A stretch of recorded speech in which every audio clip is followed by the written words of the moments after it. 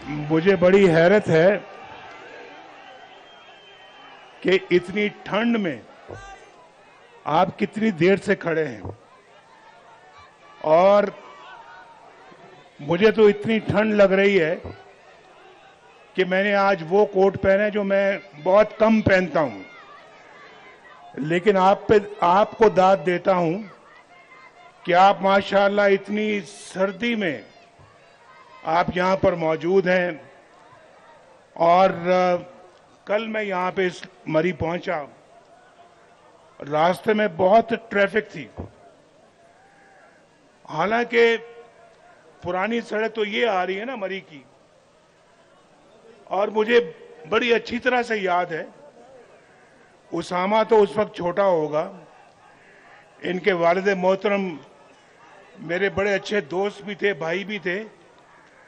और बस राजा इशफाक सरवर साहब, और उनको मालूम है कि सबसे पहले पाकिस्तान की अगर कोई खूबसूरत तरीन मेटल रोड बनी तो वो रावलपिंडी से मरी की बनी। ये 1985 की बात है। कब की बात है? 1985, जब मैं पंजाब का वज़ीर आला बना। पंजाब का वज़ीर आला बन के सबसे पहला मंसूबा कौन सा था? रावलपिंडी से मरी एक खूबसूरत तरीन मेटल रोड।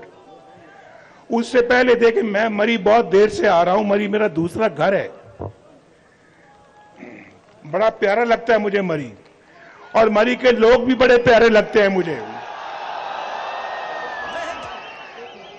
ये दिल से बातें निकल रही हैं, दिल से।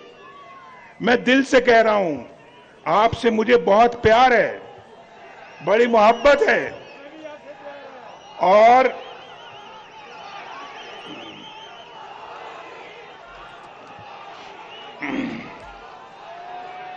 उन्नीस सौ पचास में 1949 दिसंबर में मैं पैदा हुआ। 1950 समझ लें, 1950 में पैदा हुआ तो 1956 में 1956 में पहली मर्तबा मरी आया। अंदाजा करें कि कितने साल हो गए आज मरी आते हुए। और मरी आके रहता था मैं, और इतना कहीं नहीं रहा लाहौर के बाद जितना मैं मरी में रहा हूं।